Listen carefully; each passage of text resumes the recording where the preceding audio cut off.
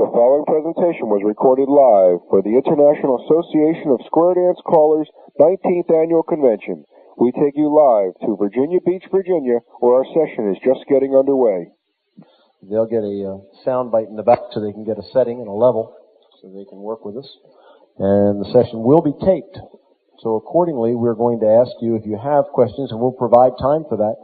As we go along, we'll ask you to step forward to the floor microphone down in front of us to present the questions, and that will put it on the tape, and we'll be able then to respond. Everyone will have heard the question. They'll know what we're responding to. Communication's a wonderful thing. We have a gentleman on my left who's hiding. You can hide, but you can't run, or you can run, but you can't hide. Okay. Keep an eye down there for me, guys, in case he has his hand up and we don't know about it. Okay. Right. My name's John Marshall. I'm from Virginia. On my right is Ken Ritucci, who I don't know where he's from anymore. Massachusetts. You don't talk like you're from Massachusetts. Connecticut originally. There we go. That's better. And we have Walt Cooley. Help me, Walt. I've lost it. California. I keep wanting to put you in Colorado for some reason. And Walt Cooley from California. It's a general teaching session that we're talking about on teaching methodology. How to teach. How to reach the people. How to help them to be more successful. There's a variety of things in the area we want to talk about. It's a lot of things having to do with the teaching. It's an area that I think is absolutely critical, and I fully believe that as long as you are a good teacher, you will always have somebody to call to. You may not be able to sing. You may not be the finest showman that ever came down the road. You may not have tremendous choreographic depth. But if you can teach, you will always have somebody to call to. Because it's an area that people not only need it, they appreciate it. It's something that's very, very vital. And anybody who's an educator knows about the students that come back, no matter what the field is. They come back years and years later and they talk about how much you offered them. It's something really worth striving for, to be a quality educator. But I also caution you, as long as you're teaching, with that comes, in my opinion, an additional responsibility. You are not simply, it's a poor choice of words, simply is not a word I would like to choose, but you are not only an entertainer. You are much more than an entertainer. You take on an additional mantle of responsibility to the entire activity because you have the ability to bring the people in and keep them in or to turn them away from the activity for a very long time to come. That's a lot of power. We think this is a critical area. It's very critical to the success in the future of the square dancing activity as we know it and as we would like to see it become. I'm going to let Ken start. We're going to work down and work with Walt, and then I'm going to come back and have some things, and then we'll add in opportunity for discussion, ideas that you have, questions that you would like to ask. We want you to be really open. I know you've heard this many times. If you have a question and you don't ask it, it won't get answered, but somebody else probably has the same question.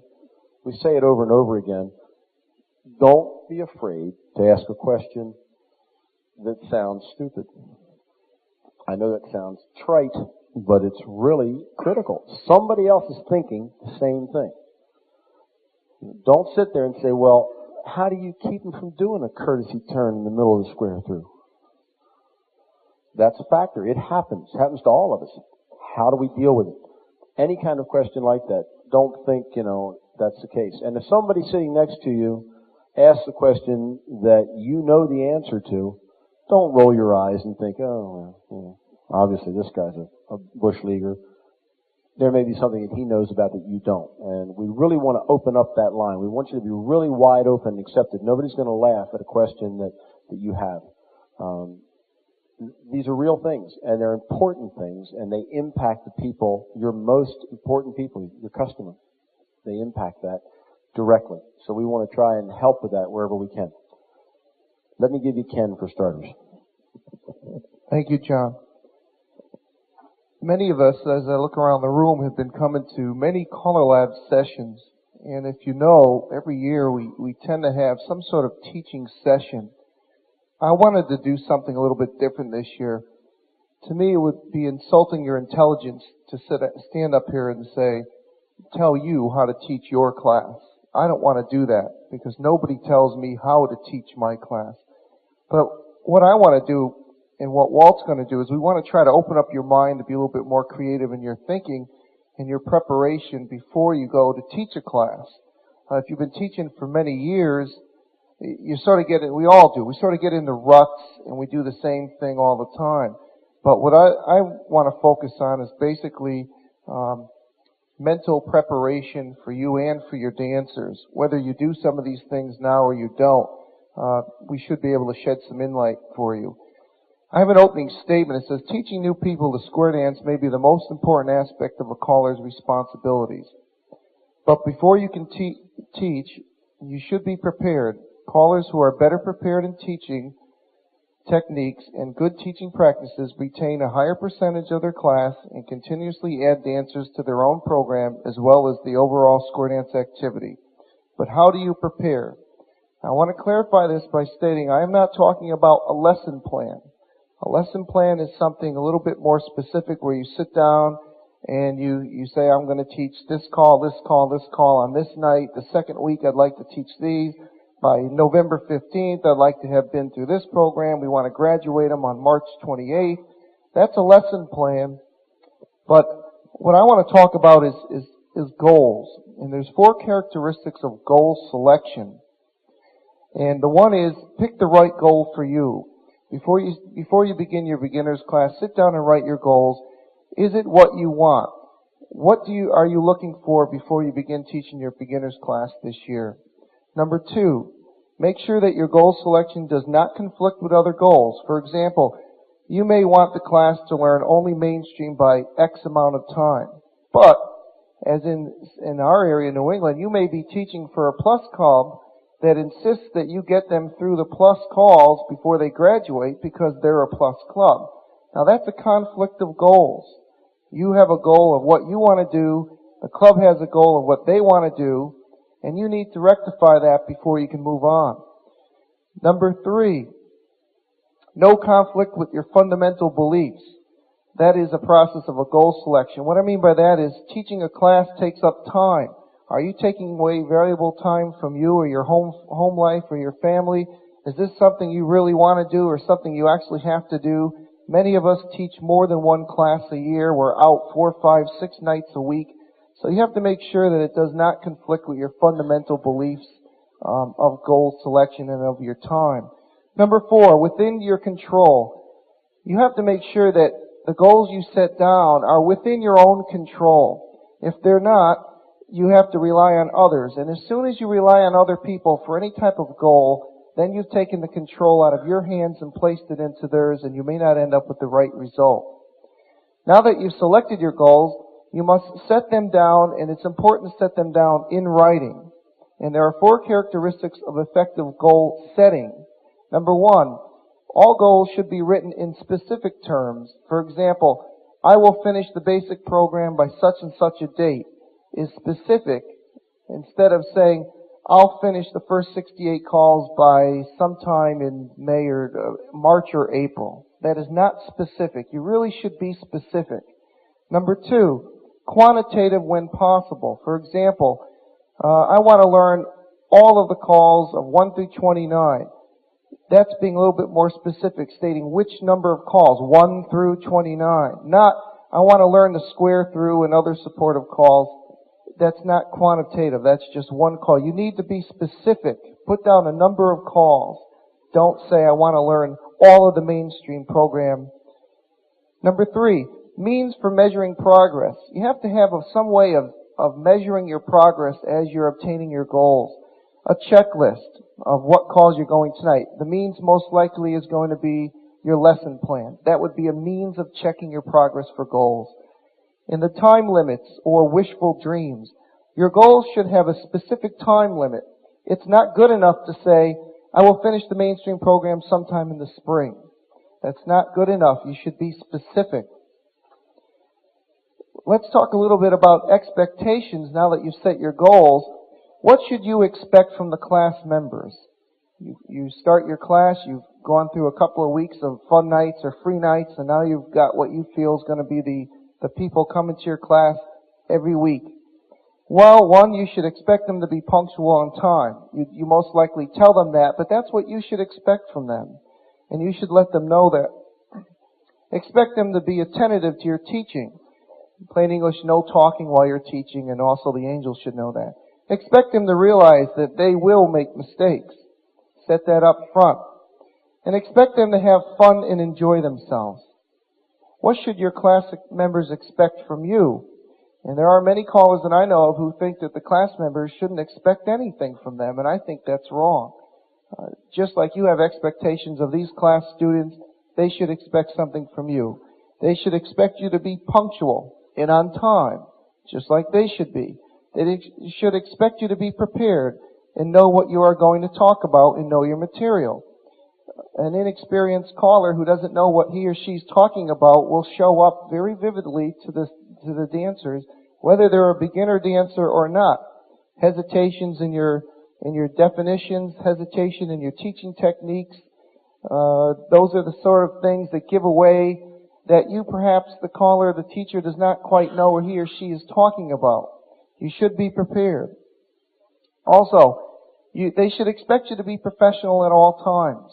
And what does that mean? I mean, we can spend an hour and a half on what just the word professional caller means. But basically, they should expect you to be there on time, to dress in a manner that is professional, to be friendly to them, to be courteous, to walk around and talk to them and let them know that you care. What should you expect from yourself? Many people have been teaching classes for many, many years, and we just do it without even thinking sometimes. I think we need to feel what we can expect from ourselves. We need to put maybe some more work pressure and work ethics on ourselves. 1, to put 100% into your teaching efforts.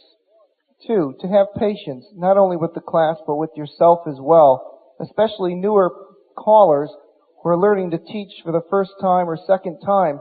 They tend to push too much on themselves, and they need to understand that it's going to take time. You don't become a well-rounded class teacher after having taught your first or second class. It takes many, many years of practice. To produce a well-taught, enthusiastic class, and don't settle for less. Remember the saying, good enough seldom is. I'm going to pass the mic on to Walt, but in conclusion, I wanted to take a different angle this time around because I have done some of these sessions on teaching, and I didn't feel comfortable getting up here and stating, this is how you should do flutter wheel, this is how you should do square through. That will come up later on as people have good ideas and suggestions. But I think the next time you go to teach a beginner's class, sit down and put some goals down for you in writing and make sure that they're measurable so that come the springtime or whenever you graduate your class, you can sit back and say, yes, I did obtain what I was looking for. No, I didn't obtain what I was looking for. Something happened that caused me to stray away from my goals. We really need goals. You need to put them down in writing, and you need to constantly have them in front of you to remind you of what you're doing. Thank you.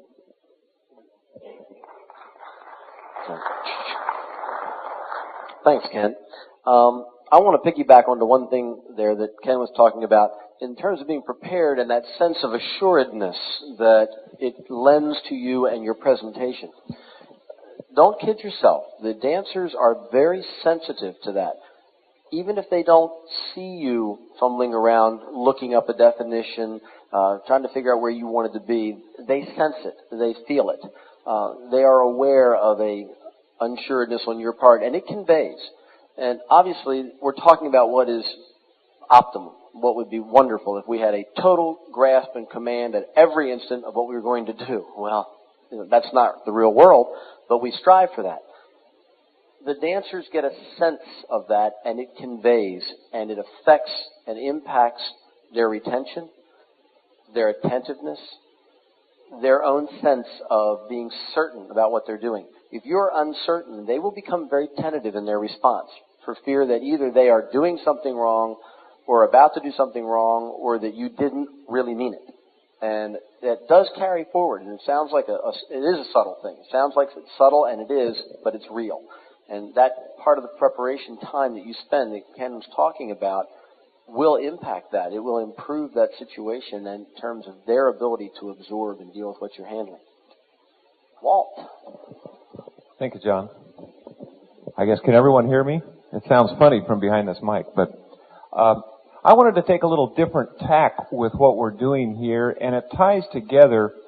I want to talk a little bit about the learning process, not from a real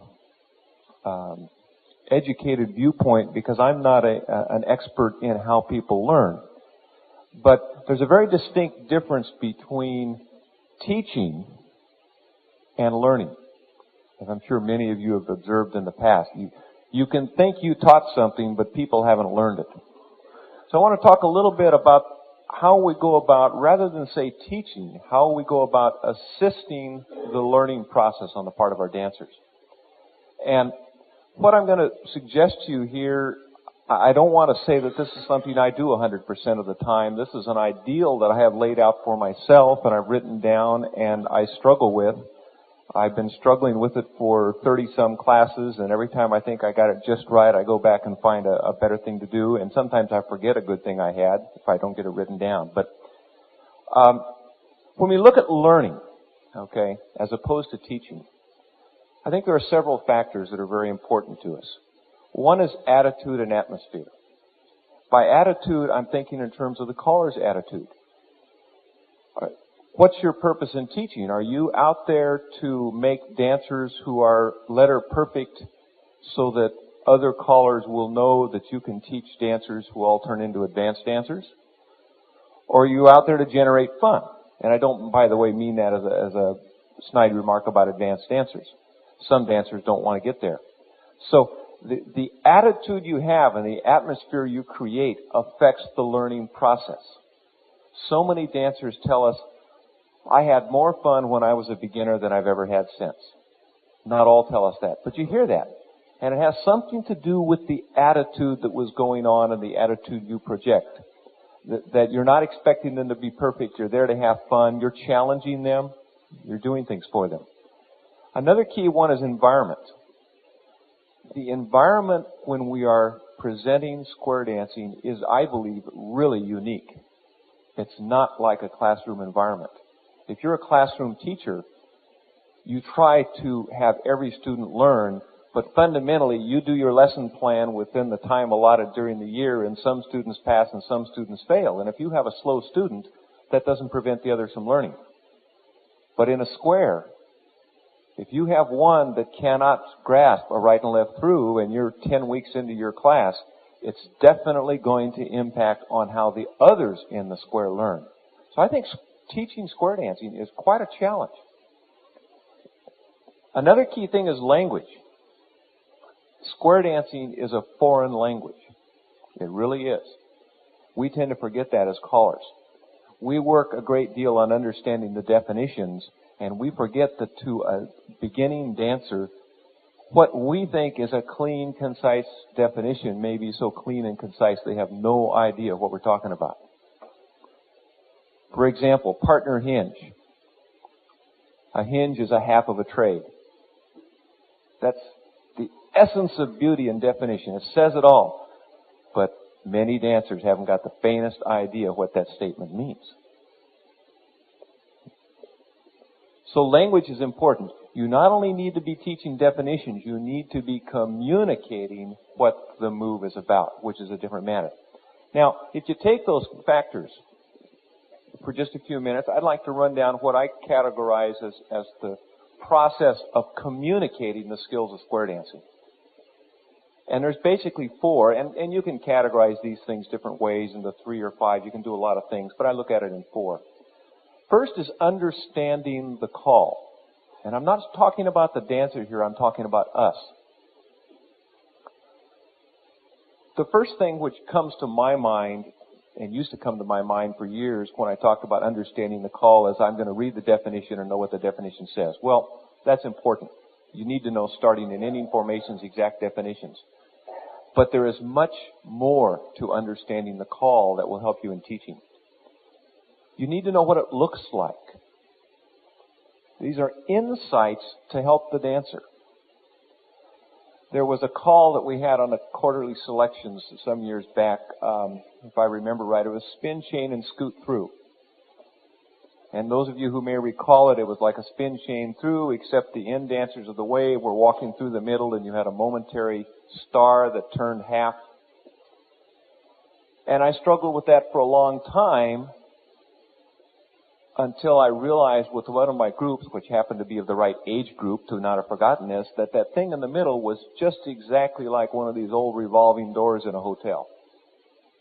And that was an insight I could give the dancers in one of my clubs who are all older.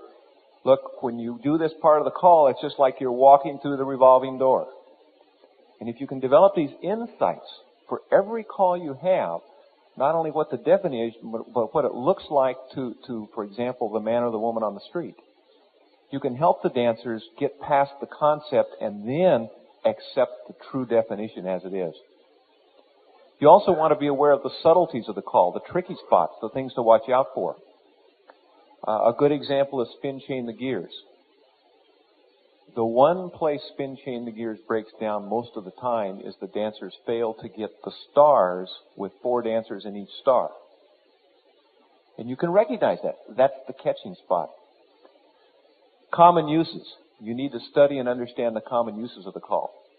That's not the same as only teaching the common uses, but you need to know what's common, what's not common, so that you can have an idea for which ones are the right place to start teaching, which ones will work logically from one to the next. And then the last thing in understanding the call is something I call vocal aids. These are aids for the dancer who understands the definition, but in the heat of battle, so to speak, sometimes loses track. And you need to have vocal aids, and you don't need a vocal aid for every call. Some are pretty obvious, but vocal aids can be a powerful thing. I recall some years ago I was at a workshop and a caller was teaching Relay the Deucey. And I cannot duplicate what this caller called. For one thing, I can't talk fast enough. But it was something like this. He's moving along to the beat of the music, and he says, Relay the Deucey, half by the right, left 3/4, girls move up, hook on, right, girls left, something like this, okay? And he was right. But that's not a vocal aid. All you're doing there is reciting the definition at a high rate of speed. Another example, it's a little less subtle, and doesn't happen, fortunately, as much, but you're teaching someone scoot back, and you know how you have some very weak dancers in your squares, so the caller will say, he'll have the boys facing in, girls facing out, he'll say, scoot back, boys turn through as the girls fold. And over here on the side, you've got a couple of squares with some pretty quick dancers who do a scoot back and a turn through and a girls fold. They heard all 3 calls. It really does happen to you. So when we talk vocal aids, we're looking for gems, and you got to listen to a lot of callers to find them. I don't have them all, but I collect them, on how you can get the dancers past the rough spots when they need to get past without telling the good dancers anything which is going to demean their intelligence or cause them to do an extra move. An example could be Relay the Deucey from a standard formation. When they're doing a Relay the Deucey, a problem you frequently encounter is at the point when the ladies are moving around the outside, when the first lady should join the ocean wave, either the man doesn't see him coming, leaves without him, or the girl doesn't get there. A vocal aid you can use with a group who needs that is you can say, Relay the Deucey. Pause a second or so and say, first girl on. Give them a little longer. Next girl on. Finish it, girls. You haven't said anything to the experienced dancers that's likely to mess them up. But if you time those simple vocal aids properly, you can help your class dancers until they're on their own. And I wouldn't do it forever. As a matter of fact, periodically I would just call the call cold just to see whether everyone is at the point where they can get by without it. Take away the crutch as soon as you can.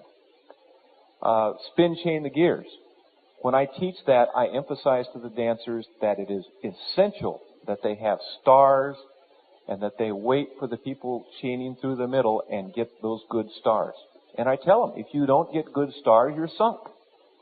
And it's worth waiting a second for the one slow dancer to get good stars. When I call that the first few times, moving at the pace of the dancer in a singing call, I'll say just that. Spin chain the gears, get good stars, and that's all they need. And you haven't said anything that's going to confuse the dancers.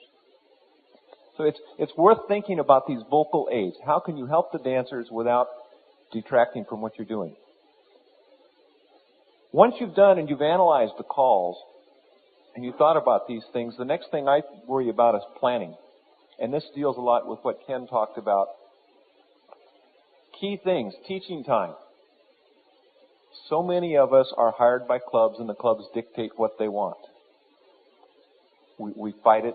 We argue if we don't agree. We try and correct things. But when it comes down to the bottom line, you still work for the clubs. And you have restrictions on how many nights you have, how many hours a night you have. Do you have to teach on the same night as the club and split the time? There are all kinds of restrictions you have. So you need to think about that in planning. How many teaching hours have I got? How many hours per night? What's the relationship to the community? By that, what are these dancers going to do? Are there going to be newer dancer hoedowns they can go to while they're going through my class? If so, I better make sure that the teaching sequences we're using around the community are compatible. And I better make sure I know where I am before Saturday night's dance is coming along. Where are the dancers going to go?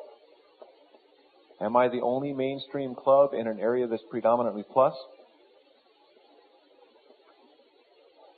Do I have a plus club, but I want to keep my dancers at mainstream for a year and other clubs aren't? The opportunities your dancers have to dance other places and the question of where do I expect them to be able to go to dance when I graduate them may determine at what point you graduate. If it's a plus area, do you graduate at plus or do you not graduate until do you graduate at mainstream and hold them there, or do you not graduate them until a much later time when they've gone through plus? I've tried it both ways. I'm not sure which works. But you need to think about that. The program, of course, that leads into the obvious next question. What is the program that these dancers have to graduate into? Is it mainstream or plus?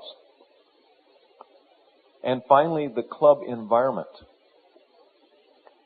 If I'm calling to a club which is soft plus, and they want to be soft plus, I can probably graduate my dancers sooner into that club than if I'm calling to a club which is very hard plus and some of which are advanced dancers.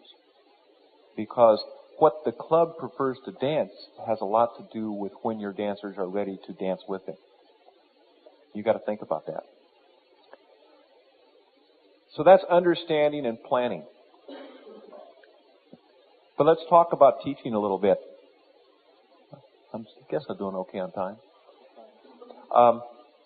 One of the things that gripes me, personal gripe, is the teacher who does nothing but tell me what I can read. My daughter complained to me one day 6 months or so ago that she was having a terrible trouble in algebra, and we got out the algebra book, and I said, look, here's what it says in the book. What does your teacher tell you? She says, well, my teacher doesn't tell me a thing. I said, well, whoa, your teacher must be telling you something. She says, well, he does. It says here that the theorem of such and such is this, and all my teacher does is write that theorem on the blackboard. She said, I can read the words. What I don't understand is what they mean. The typical math teacher. Is someone in here a math teacher? So, when we're teaching, we don't want to just teach the definition. That's the minimum. As a matter of fact, that's not even minimum in my view. You really want to take these insights you've developed, the what it looks like, the vocal aids, put this all together in a package so that you can really make sure the dancer knows what the move is about. I find myself on occasion going to the dancers and saying, here's the definition of this move. Now this is what it really means. And we go through that a few times, and then I come back and say, now, the definition said this, and there are situations where it's different. Crossfire is a great one for that. You can describe the definition of crossfire and get people to recite it back to you, but until you put them in some different positions, like out-facing lines or something, they really don't have the idea of what crossfire is all about. Because crossfire, I like that call in some ways and I hate it in some, because there are so many different versions of that call that all use the same definition, and every one of those suckers is different. It's almost like there ought to be something on our list that says crossfire family. Two-face lines, out-face lines, centers in lines, centers out lines. There's so many variations. And to many dancers, it's like you're teaching a whole new move. So you need to do more than just the definition. We talked in the beginning, I mentioned environment, this problem of the slow dancer and the fast dancer. You have to take this into account in your teaching. You need to balance your squares on occasion. Not always, but it helps. And that's a sensitive thing, of course. Some clubs feel pretty strongly about how you do that. The one gimmick I like to play with a lot is if it's obvious to me that I have one very good square and one very slow square, when they start squaring up with each other a lot, just, four ladies chain 3/4, head couples promenade to a different square. That levels the floor in a hurry. And then I go off and I can challenge everyone pretty equally. It helps with your teaching. It does two things. One, it levels the floor, and two, it pretty effectively stops the husband from watching over the wife and vice versa. They have to concentrate on themselves. Now that's the teaching side of things. But I mentioned in the first, I said teaching and learning aren't the same thing. And I want to talk just a little bit about learning. And there's not much I want to say really about learning, except that having taught things, it's not fair to assume the dancers have learned. They're not sure yet what they're doing. They think they understand the definition until you stack the calls a little bit, and then they're not so sure. So you really have to say, in every given evening, in every given dance, I'm allowing so much time for teaching and so much time for learning. And don't think that they happen in the same tip, because they often don't. When I have the luxury of time, I'm of the feeling that really there ought to be about a one-to-one relationship between teaching and learning. There are some other really good ideas, and one fellow you ought to talk to, you want to get into some of the real subtleties of learning, is Jack Murtha. He gave a seminar in our Callers Association several years back and talked about how you work into a call, how many times you practice it from different ways, how you get out of it in different ways, and there's a lot of insights on how people learn things and practice things. But fundamentally, my feeling is that if you spend an hour teaching, 2 or 3 tips in an evening teaching, you ought to spend an hour letting the dancers learn. And by that I mean, I spend maybe a tip in the evening warming people up, reviewing. If I have an opportunity for 7 tips in the evening, I'll have a tip warm up, maybe 3 tips of teaching. The rest of the evening, we just dance. And the reason we just dance is because I want people to see the calls they worked on that week and the week before over and over and over from different positions, different formations. I want them to think about it. I want them to kick up their heels and enjoy the singing calls and feel like, by George, I've got it. They're going to lose a certain amount of it by the next time they're there. But the learning time, the time spent where the people are just practicing and playing is what I would rather call it, is just as important, maybe more important than the time spent teaching because of what they get out of it. And it's during this learning time when I use my vocal aids and try to wean them from the vocal aids as quickly as I can. But I watch the squares, and in a way I'm fortunate. I call in an area which is not heavily populated, and we have 2, 3, 4 squares normally, which may sound a little strange, but I enjoy it because that means I can give more individual attention and have some fun. And you can really watch the dancers and help them learn. Now, there's a couple of handouts. I saw some of you getting them as you came in. One is on assisting in the learning process, which outlines what I've talked about. There's another one here called Analyzing a Call, which is a sheet that John Kaltenthaler found that they had in the CALLERLAB office that is a kind of a nice way of analyzing a call. And there's a stack of them there. If you didn't get any, feel free to grab them. But basically, I think if you go through, you understand, you plan, you think about your teaching, but also think about learning. And you get a lot of mileage out of the process. You get a lot of fun. Thank you. Thank you, Walt. Really good. A lot of very important points there. Can I get everybody to stand up? Stand up! Come on, stand up! And everybody shift to the center, one spot. You thought you were getting to leave. Forget it. Shift over. Just one spot. Come on. Won't hurt. It won't hurt. You know, there's no chair over here, Walt. You sit on the floor. Good. You can sit back down. Something's happening. Something's going on in the room at the moment. A couple of things, actually. We have a certain amount of pre-lunch, short hour, Monday afternoon phase where the folks in the room are just kind of phasing out. We're kind of losing, especially those who chose to sit in the dark on purpose initially in the center section. A pretty natural thing to have happen. And I recognize that need. We're using up a lot of the oxygen in the room too. That'll get to you. But something else is happening. The wheels are turning. I'm watching, I'm looking at faces, and I do recognize that you're taking a lot of what's being said, trying to connect it. There's been a lot of information offered up to this point. And a lot of it is theoretical in nature rather than particularly call specific, although Walt gave some very certain examples of a few of the plus calls and ways to approach them.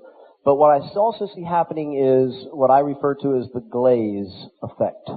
The wheels are turning, and they're turning fairly quick, but after a while we begin to come a little bit glazed over, and we go on.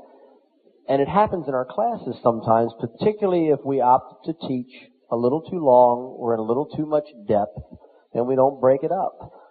We need to do that. We can use a singing call to do that, where we don't demand the dancer think and necessarily apply that thing you just worked on. Maybe it's a thing that they know really well, and they just need that release.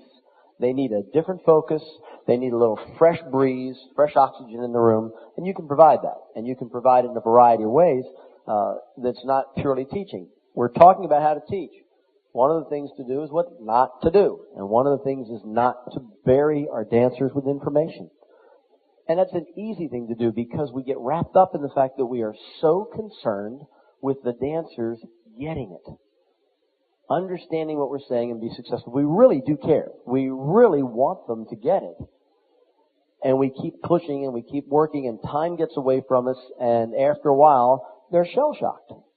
And it's an easy trap to fall into, and we mean it. We do it with the best of intentions, with the very best of intention. But we look at different ways to hold them on the edge of interest.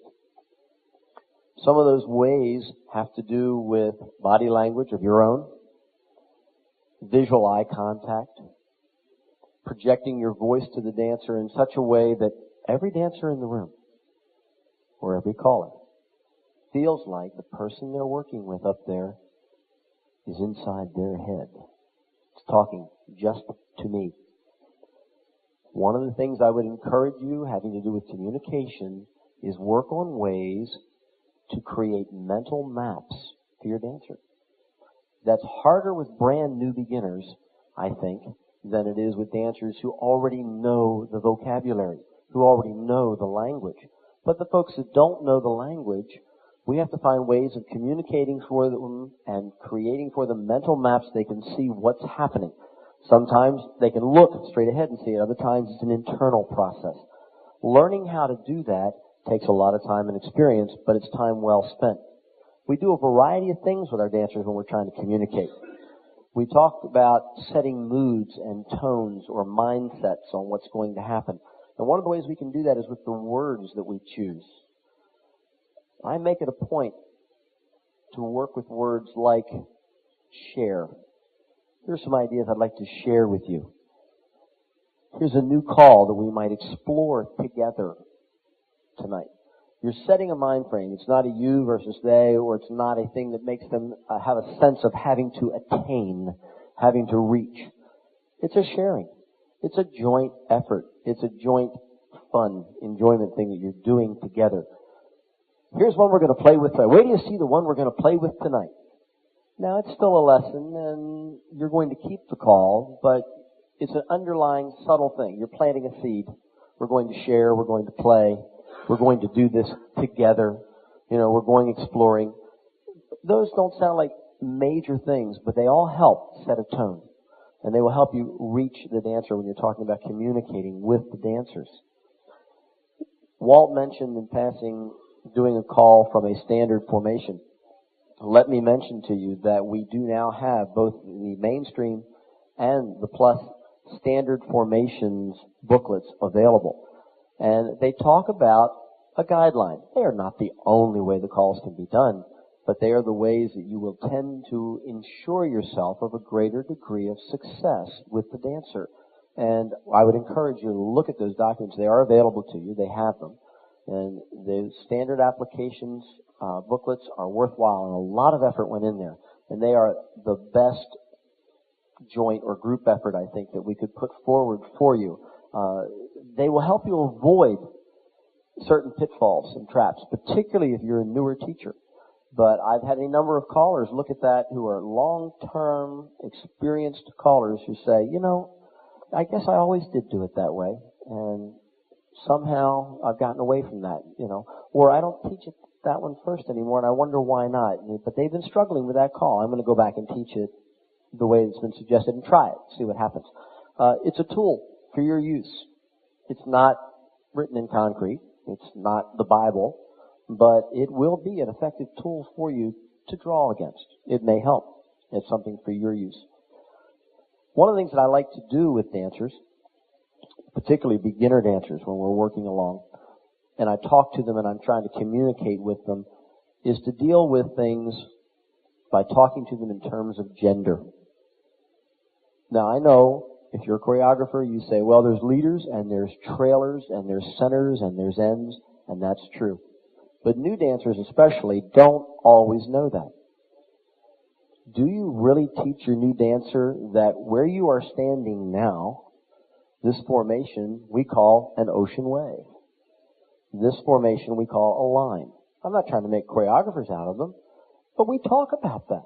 We forget that it's just an automatic part of our vocabulary. And we'll say, well, you're in a two-phase line. There are a lot of dancers who don't know what that is. There are a lot of dancers who don't, you say, make a left-hand wave. They don't really know what a left-hand wave is. Everybody in there's got it. Well, it's also folks laughing and they hold up their left hand and they wave. What I like is when you say to the group and you're trying to work with them, what kind of a wave do you have? And they say, ocean. It's like, no, left-handed wave, right-handed. So we take that for granted, but you want to be able to identify formations, and if you can talk gender to the dancer, they've been identifying with that for a very long time in most instances. I would venture to say conservatively 5 years, but probably longer. That's an idea that says to me, fine, boys do this, girls do that. When you're initially exposing them to an action, you can come back later with the definition says the end dancers do this and the center dancers do that, but you can expose them and communicate with them by talking gender. And that works well. It's an effective tool. It does speed up the learning process. It enhances the communication process. As a caller, one of the things you need to be prepared to do, however, is deal with that choreographically. You need not be fearful of saying, well, I have 4 boys together now and girls together, what am I going to do? If you spend a little time with that, you can, quote, normalize that arrangement quickly. You don't have to stay out there, but in your initial approach to talking with them, it is a tool that is a very strong communications tool, and I use that regardless of the program in which I'm working. I don't care if it's an advanced program or a beginner dancer or a mainstream dance. I can talk to those people. It puts me on a one-on-one basis. They know what I'm talking about. I know what they're talking about. It's really worthwhile. Cloverleaf is a good example. If I was going to teach Cloverleaf, I would make it a point of teaching it with either, I don't care whether it's the boys in the lead or girls in the lead, from a completed double pass-through formation. I would then be able to talk to Girls, if you are in the middle, you will be following the boy. Fellas, you are in charge. You are responsible for the success of this call. You know, and we tease with the dancers, keeping it light, but I like to do that because, you know, and I say to the girls, I'm sorry, but at some point the boys have to take some responsibility. And they'll laugh and chuckle and carry on. But we explain to them, boys, you will be separating from one another. As if you were going around a cloverleaf and driving, and you will come around, separating from one another. We'll tell them which wall they'll end up facing. You'll come into the middle. Boys will be facing each other when it's over. Girls, you're simply going along for the ride. You will follow them. You may not choose to always call cloverleaf that way, but if you've done it that way with the boys in the lead, and you come back and do it again with the girls in the lead, all of a sudden everybody's either been a center or they've been a leader, a trailer or a leader. They've been there. Now you can do a mixed gender arrangement cloverleaf after they've had action repetition. New dancers need action repetition. New dancers do not need to be impressed with the depth of your choreographic knowledge. New dancers, for the most part, would much prefer not to be amazed. They would prefer to be secure. They would prefer to see it coming. I had a challenge caller who has passed away tell me a long time ago, the very best resolution in square dancing is centers square through 3 to a left Allemande. And this caller called all the way through C4. And he meant it genuinely because they see it coming. And my, you are good. Got me right back. I saw it coming. The dancer feels good and so does the caller. Sophisticated? No. Smart? Oh yeah. Oh yeah. Because we want them to have that sense of excitement. We want them to feel that they're winning every step of the way. We give them action repetition. We go beyond that by allowing them to anticipate at times. Let them enjoy that. They're entitled. They're having a good time anticipating some of what's coming. You may want to step in and say, now don't forget, it's my call. I can change it if I want to. And perhaps find a way to do that from time to time. That reinforcement is a part of learning. It is not simply learning by rote. I strongly encourage you to use more than one application of a call. We were speaking at lunch, and I won't go into a lot of war stories here, but we were speaking at lunch about a situation that's happened to me in 3 different places across the United States, calling in a hall in the spring to the mainstream hall, which many festivals now appear to have decided is the new dancer hall, along with the mainstream. Some of the new dancers started in October, and some of them started in January. This is March, and it's the mainstream hall for the mainstream dancers, and you go in and they say, go ahead.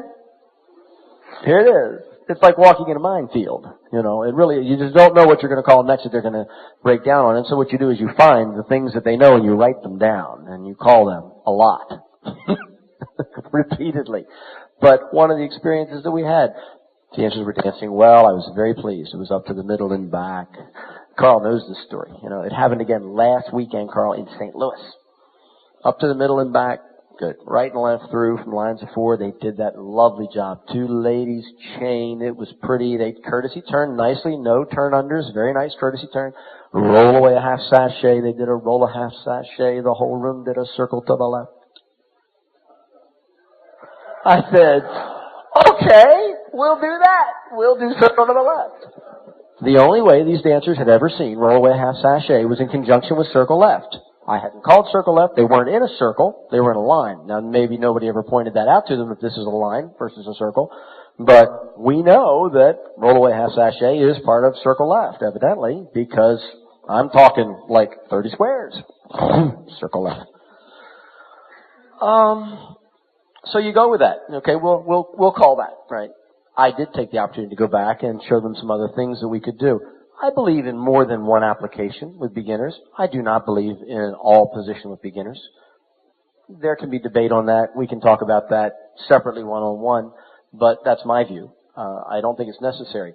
The repetition aspect is part of the learning And if you include more than one application, then they are not learning purely by rote, that they can only function one way. But you need to give them more than one application. Interactive situation with the dancer, again, has nothing to do with the program you're calling. Ask questions. Talk to them and get them to talk back to you. How do you know they are really listening if you don't get the response back? Steve Cobbin and I were talking about this recently. Steve is educated as a teacher and has employed it. I've seen him work with dancers on the floor. He's very good about it, and he'll do the same sort of thing. If we were teaching the dancer a swing through and we had them in ocean waves, and that's what was called, and he called a swing through situation, and he had already defined it for them and talked to them about it. So it's swing half by the right, having already taught them what that was, and he taught them the whole definition. He'd say, and the centers do what? And the centers do half by the left. Okay. And that's a safe state. You don't have to say trade because we know that swing through by definition is a right-hand rule call. So it's half by the right, centers half by the left. Of course, we have a left-handed wave, then of course everything changes, right? But the point is, get the dancers to talk back to you. They're a part of this. This is an interactive process. This is not you simply telling them what it is and what to do. Let them play. I believe in that. I believe in that strongly. The cloverleaf situation that we've done, I'll have the girls in the center and the boys on the outside, and I'll say, girls, put your finger in the center of the man's back, right at the base of the neck. And run your finger right down the middle of his back. You know, of course, they'll all do that. No, then they'll carry on, and the guys will fiddle around. And they laugh. And say, okay, now girls, that's enough of that. That part's over. Now girls, I want you to reach up and touch him on the outside shoulder. Just a little tiny love tap, you know. Whack! You know. That's the direction you're going, gentlemen. Away from the middle. She's helped you with that. She's told you. You've got to turn away. They're doing this. They're participating. They're laughing. It's light, but they are learning. Trust me, they're learning. They'll remember. 2 weeks from now, they'll remember. You'll say, do your cloverleaf, and you haven't said a word, and the girls have already reached up and gone, hit the guy. You haven't asked for it, but they remember it. They know it's not part of the call, and they do it for fun. Those are ways to reach people, and those are ways that they kind of hang on to things to try to remember them. I assume that's snow on the roof. Maybe not. It's kind of cold out today. I like to work with analogies to reach dancers. Different ways to talk to dancers about calls. A favorite example at a dance in California recently, it was a new dancer hall. The caller was trying to use the call box the net. Most everybody was doing it okay, and there was one gentleman, and I would have guessed this gentleman to be in his 70s. I watched him struggle with this. He didn't understand the idea. And he did something that Walt touched on. Walt said, know your audience, look at them, identify the age group, find something you can identify with them. And I stepped over to the gentleman. The square had broken, and the caller was continuing to resolve. And I stepped over to him, and I said to him, sir, excuse me. I said, you know that box, the net thing? And he said, yeah. I said, it's a jitterbug step. Just turn her under and smile at her. He never missed it. He never missed it the rest of the night. You could just see the light come on. For him, that worked. It might not have worked for somebody else. But you tell him it's the old jitterbug step. Use your right hand, turn her under, point your toe at her when it's over. You'll be where you need to be. From there, the rest is simply seeing others and where they handle it. I look for things like that. We all have neat little ideas that work for us that we've used. But sometimes we get into a rut and we have one. Well, I always have them square through around the desk. Or the chair. Or the president of the club. You know, whatever. That's fine. But that may not work. Always look for different ways to reach somebody on something like that. The one that I like to share, that I offer to you, anybody that'll work for you, again, is in this particular instance happened to be a senior gentleman, very senior, and he just couldn't deal with the call square through. He had a lot of problems with it. And I went to him and I said, Ben, can I ask you a question? This was on the break, just the two of us. And I said, you drive, don't you? Oh, I've been driving for 47 years or whatever it was. I said, good. I said, I want you to do something for me if you would. I said, it's a little idea I have. Would you bear with me? And he said, you're the teacher. I said, okay. And I put him in the number one man position relative to the hall that he's dancing in. I stood behind him and I said, Ben, you're in the front seat of the car. I am your passenger. I want you to drive me around the block. It's all one-way streets to the right. Ben, be careful. The last street is a dead end. But you've got to take me all the way around the block. So you can't turn at the last street, but you can get me the rest of the way. Get me that far, Ben. So by walking forward, I want you to drive to the end of the street. Do that. And he did. Took a couple steps forward. I said, now, you can only turn right. It's a one-way street. You're taking me around the block. Go ahead, Ben. And he turned. Take me to the end of the street, Ben. And he turned. Take me to the end of the street, but remember, you can't turn. This one's a dead end.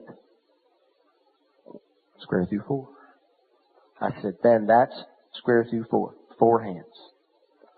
He said, well, if you'd have just said that, I'd have had it right off.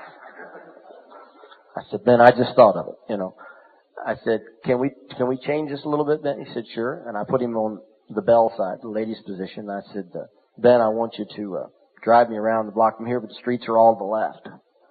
From this side, they're all on the left. It's like you're in England, you're on the wrong side of the road. Oh, I mean, forget it. We're there. He grasped that. That was a way to reach him. That was something he could see and identify with.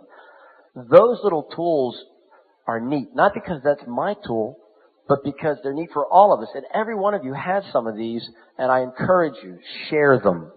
Don't hoard those. Those are great ways to reach people. Particularly when the language that's written out in our definitions are difficult to communicate to some people. Everybody listens and hears a different way. So we need to find a way to do that without messing up the other dancer. And that's the tricky part. That's where the art comes in, of not confusing the people that were already being successful. I don't have much more. Teaching listening skills is what we're starting to talk about. There are tricks, gimmicky things you can do if you're working with tag the lines, for example, and you say, everybody face the opposite of out.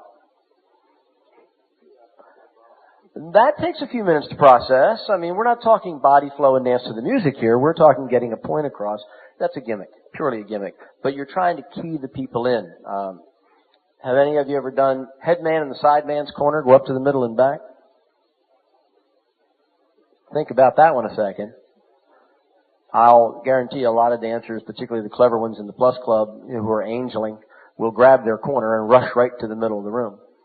But what you said was head man in the side man's corner. Well, that's your partner. That's a gimmick. That's purely a gimmick. They'll laugh about that, but then you talk about those are games, but we do need to key in on special words. I'll help squares. If I see squares that are close to being where they need to be, a boy and a girl have gotten switched out, I'll say things like, I'll pause for a second and say, well, of course the girls are in the middle. Since the girls are in the middle, let them do a do-si-do. Well, boy, you'd be surprised how quick they learn to fix that, And they giggle because they know you're helping them and they'll jump in there. That's fine. The success of the square every single time is not paramount. Letting them have fun even with their mistakes is paramount because that's still part of the learning process. And one of the ways you know when they're truly beginning to learn is when you see them begin to recover from their mistakes on their own. That's a real key to you as a teacher. They're dancing along, somebody's made a mistake, even before you can say anything to help them, to guide them, a little hint, they realize what they've done and they fix it. Oh, I need to be over here. I turned the wrong way. They're getting it. It's happening. They're beginning to gain that sense as dancers, as new dancers, that sense of awareness of where they are in the square. Because that's what we're teaching them. We're talking about not only commands and directions, but this sense of place in the square. Where are you? That takes a long time. Some dancers will get it very quickly. There are a few people that never get it, but most people will get it at different stages. But as they gain that sense of place in the square, they become much better dancers. After a while, it becomes an instinct. If you call a call that they have momentarily forgotten, as the square begins to reform or reshape based on what you've called, if they're not sure, if they flounder, they have a sense of where they need to be, even if they don't know the command of the call. That comes with time, but that's something that you can offer to them. At this point, I would like to ask if you guys have any piggybacks or add-ons to that. And if you do, we'll share them. And then if not, we'll open up for questions and answers. Okay, I thank you for your time. Let's do questions and answers. Questions, comments, share something with us. Come up to the mic so we can get it on the tape. Thank you. Welcome to the aerobics portion of the program. I am a new caller, and I am working with the club now in conjunction with this a little bit drawn out, and we're hoping we'll get to a lesson class in the fall. And this club in the past worked with another caller, and apparently have had their outs. Mm-hmm. And one of the areas of contention is, quote unquote, they tell me, we want strong plus dancers by the time it comes around next September. One of the areas you get into is my personal feeling, and I'm, being new, there's a lot of things I don't know. Ending up with strong plus dancers after 1 year is a tall order. And maybe some of the more astute ones, the more dedicated ones, might make it to be good plus dancers. But expecting an entire class to be strong plus dancers is a little Pollyanna. How do you deal with this sort of thing? Okay. I don't know about you two, but I'm anxious to respond to that myself. I don't mind having that. I really don't. I welcome that, and I wish that every new caller in the room would key into what I believe. I've been calling 23, 24 years. When I learned, I was taught by a local caller who taught me something more than how to dance and more than how to begin to call. He taught me about the fact that as a caller, I was not purely an entertainer and not purely a teacher, that I was a leader, and I had a significant leadership responsibility and a role to fulfill. It's my personal belief that over the years, many callers have given that up. They've turned it over to the dancers or whoever to allow them to dictate. I think we need to step forward and take that back. I would encourage you to point out to them, even if you were not a new caller, which makes it even harder for you. That is an impossible demand for a new caller. I think it's probably an impossible and certainly unreasonable demand of an experienced caller to go from October to the following September with all vacations, holidays, and everything else interposed and say you are strong plus dancers. I also would suggest that those people who are asking for strong plus don't really know what strong plus is. I think they may mean, in fact, popular plus. But that's something that we might talk about one-on-one. You need to explain to them that you're the instructor. Even if you're not learning as you go, and to some degree we all do in every class, as the instructor, you will determine the pace that is necessary for these people to be successful. The people you're talking about are an investment in the future of the activity, and we have driven off entirely too many dancers a variety of ways, not only in this way, but you need to say, I'm willing to do everything I can to make them good dancers. You, as experienced dancers, have a responsibility to the activity and to these new people to help them, and you will not help them by forcing them at that pace. It used to be, always dreaded having to reach this point in my career where I would have to be old enough to say this, but in the old days, I used to be as young as Kenny. In the old days, in the fall, the clubs always backed down the level, the degree of difficulty. The tempo was always backed off a bit, to welcome the new people in if they danced through the summer and came into the club in the fall. If, in fact, they came in the spring, even to a greater extent, that adjustment was required. They did that. They angeled those people into the club. They welcomed them. They assigned host couple per couple. That type of thing was very common. And the people were made to feel very welcome.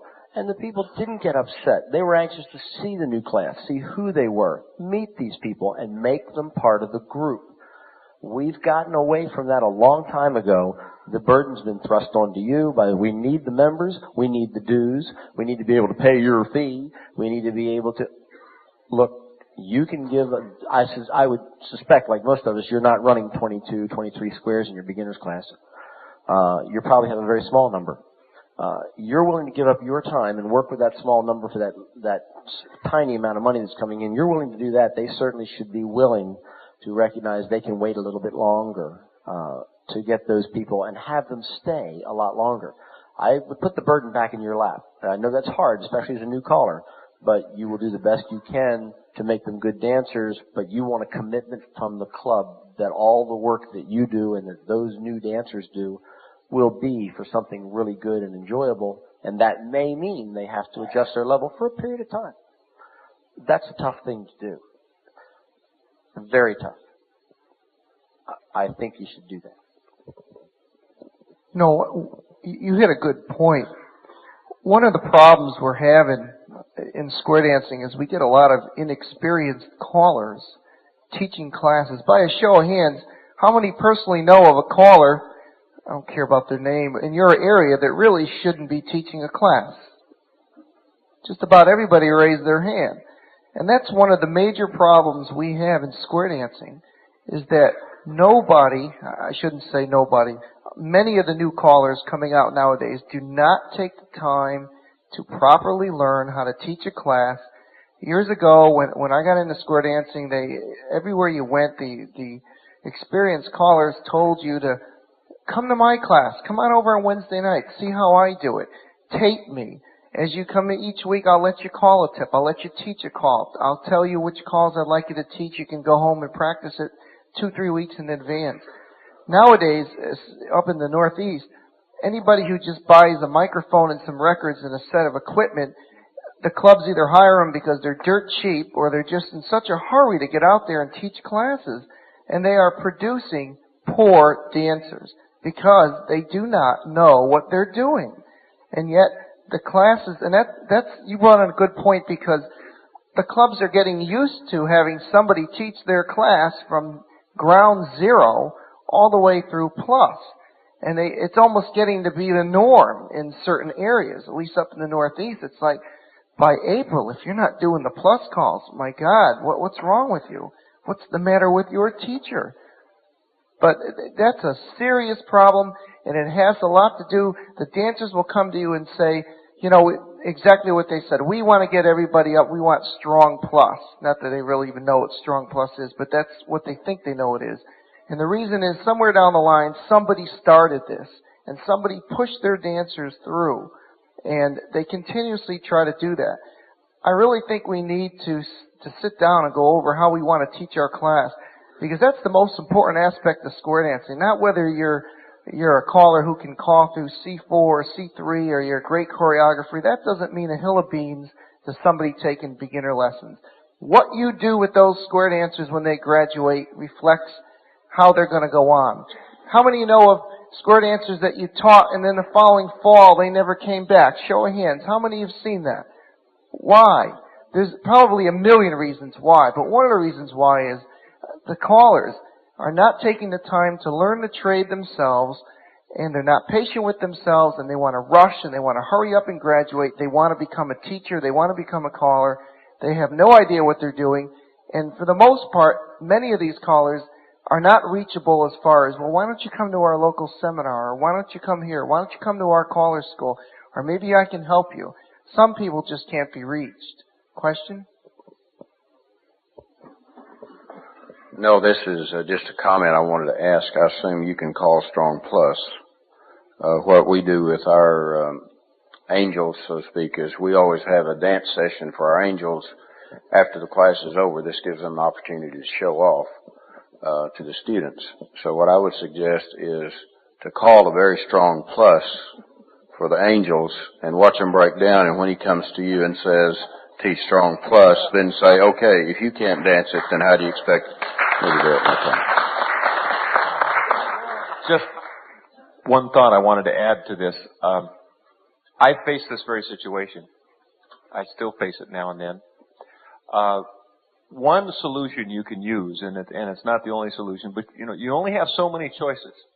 If you have a given amount of time until when the club demands that you graduate, and they want to graduate at some level, you can attempt to teach. Notice I didn't say learn, I said teach everything in that time. And you won't have strong plus dancers because even though you can call the calls, they won't understand the calls well enough. Or you can teach and make sure they learn as much as you can practically accomplish in the time you have. And there's really no other choice. Those are the only alternatives available to you. I have been in that situation. I chose the latter.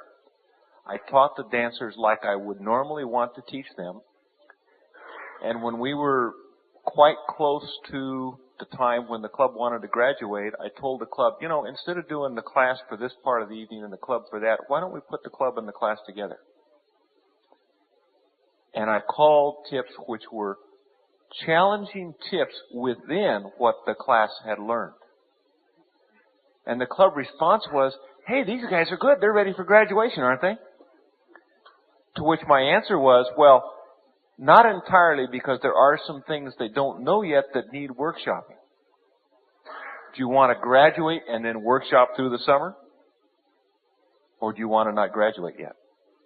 But at that point, usually, the dancers really know what you have chosen to teach them, and the club response, they had enough fun. They said, well, we can workshop what's left. So that was my solution. I would offer that it takes a polished, seasoned caller to do what you did. Well, I think it's a great solution. It doesn't always work, but it's a good solution when possible, which you need to step up to and grow to that level. It's very tough. We have another question. Come up. Tell us what you'd like to share. Okay, I'd like to share, in our area, we have dancers that are complaining to the callers, if you're going to call plus, note it on the flyers. If you're going to call DBD, let us know it on the flyers. So we are having dancers come to the dances, well, I don't know how to do this DBD plus, okay? It could be a problem with the teaching, which I doubt. It could be a problem with the callers not calling a higher level dances, so they get conditioned to a lower level, then they go to somebody who happens to, and they get discouraged. I think the problem there has got to be resolved one way or another. On the other end of the scale, if we take time to teach these folks to that extent where they can dance a good high-level DVD plus, we're going to lose them if we have to go from basics to plus. One solution I think CALLERLAB is trying to get out to the people is a CDP program. I would suggest maybe for the newer callers to try to start a CDP club, get them dancing in 10 weeks, having a good time, dancing at that level until they decide, I want to learn more. And then go for the long one-year program of teaching them through press. That's all I have to comment on. Okay? Thank you. Thank you for your comment. Anyone else? Sure, come on up. There doesn't seem to be anybody pushing you here. Okay. You talk about a lot of techniques here for reaching people, and that's all great. But I've shadowed a lot of lesson classes here in the past year, trying to learn and grow. And one of the things that I've seen is that there are some people that no matter how it's put to them, it's too much material for them. What do you do to handle that kind of person? If you let them in your class, they drag your class down. What's the solution?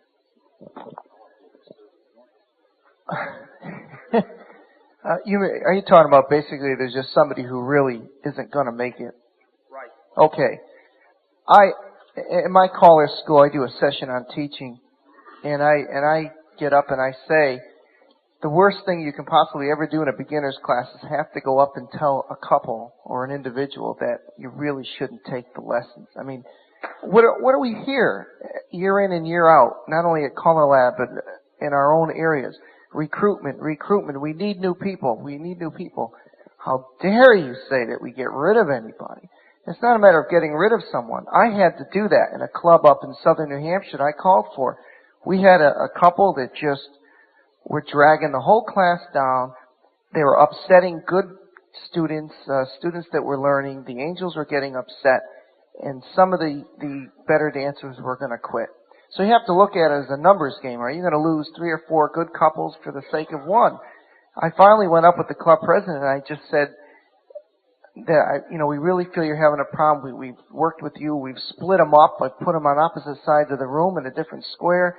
And they knew that they were having a hard time. And I said, I really don't think square dancing is for you. I think you're having a hard time. It's not fair to you to take your money, and we were not here to embarrass you, and we want to make sure that you feel comfortable, and I don't think it's really working out. And they knew, and they left, and they understood, and it worked out well. I've heard of other stories where it doesn't quite work out as well, but you really have to do it, because if you're going to be a leader, okay, and that's just such a broad term, but if you're going to be a leader, leaders have to make tough decisions. And leaders have to make decisions that people aren't always going to agree with.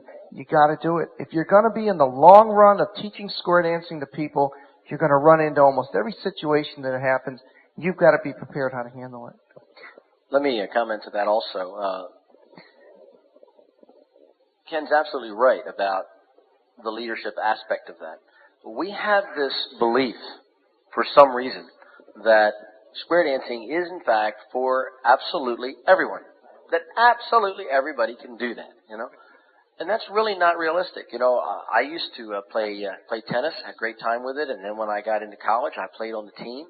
I did not go to semi-pro. I didn't try. I used to teach tennis. I didn't go to Forest Hills. I knew enough. But not everybody always knows that they don't know enough to do this. They need to be told. It's amazing to me that the people that we're talking about that we can go to and say, what do you mean? I do as well as everybody in the room. And they're standing 80% of the time. They have no concept of that because it's been that way since night one. They think that's how it's supposed to be. They're having a great time because they're in a social atmosphere. They're having a good time. But they are oblivious to the fact they're making other people miserable. What Ken says is, in my opinion, occasionally a necessary thing to do. I have done it. It turns my stomach. It is one of the hardest things to do that I've ever had to do, but there are times when I feel you need to treat people as adults and explain to them this may not be the right activity for you, certainly not at this time. I'd like to encourage you to take classes over again. We're starting again in the fall. See what you think about it. Often that's an out. It's not a cop-out. I'll take them back and I'll let them try again. But, I will give them that option. They may not exercise it, but it's an option I will offer. But there is no good way to do it. There is no easy way to do it. But occasionally I think it has to happen. That's a reality. It's a hard reality. And there are callers who will come up here and take full issue with me and say, absolutely not. Everybody deserves to complete every class and graduate no matter what. I don't think that's real world. I wish it were. But our activity, unfortunately, has become entirely too choreographically sophisticated for our own good, for a mass consumption activity. That's a reality. And, I would love to see that change in some way. And we've tried to change it by doing the community dance program and so on to give alternative options for basics. But it's not part of our societal makeup. Everybody's got to be upwardly mobile. And I'm part of the problem. I fully admit it, as most of the callers in this room are part of it to some degree or another. And I would love to see that ease back, but I don't know quite how to make it happen. Well, we have Walt had the comment. Just a real quick one. I know a caller who's since retired up on the California coast. I think he's somewhere in Kentucky now, but he had a solution. Not a good solution, but it worked for him. Once you get over the problem of telling the dancers that they're just not doing it, his solution was that he talked to the club and said, look, do you want more dancers or not? And they said, well, of course we want more dancers. So he'd go up to people and say, I'm very sorry, but obviously for some reason or another, you're not getting this, but you've made a lot of friends here. The club likes you, and they would like you to come back to our next beginners class free. Try it again. Yeah. A little more palatable. That's it. He really was next. I know. I just want to respond to the issue that's before right now.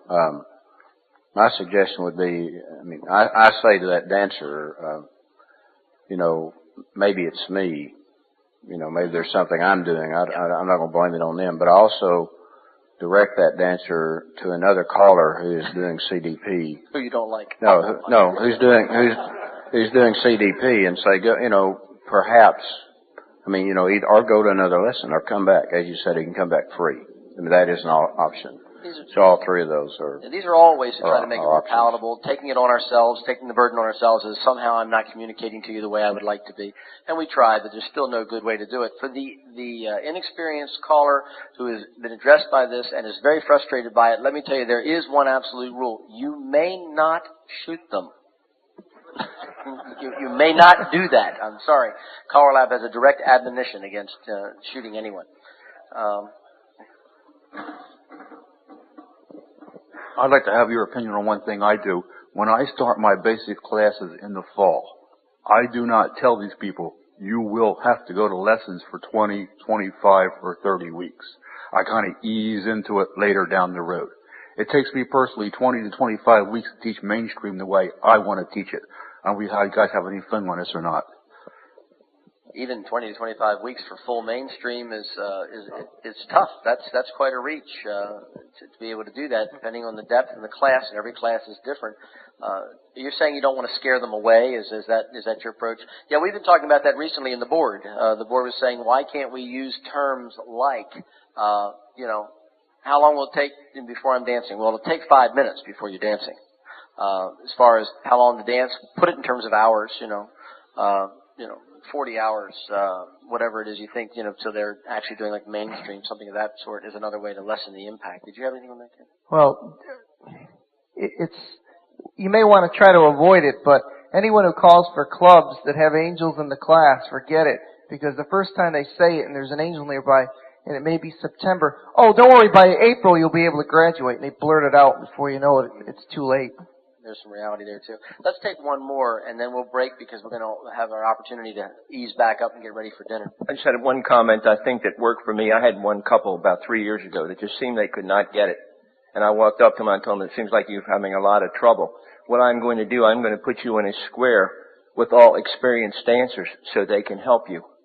After the second week, they didn't come back themselves because they saw they were the ones that really were having troubles. And that worked with them. You know, it might not always work with everybody. Well, another idea. We'd like to thank the lady and the gentleman that are here. Thank you for coming to our session. We hope it was some help.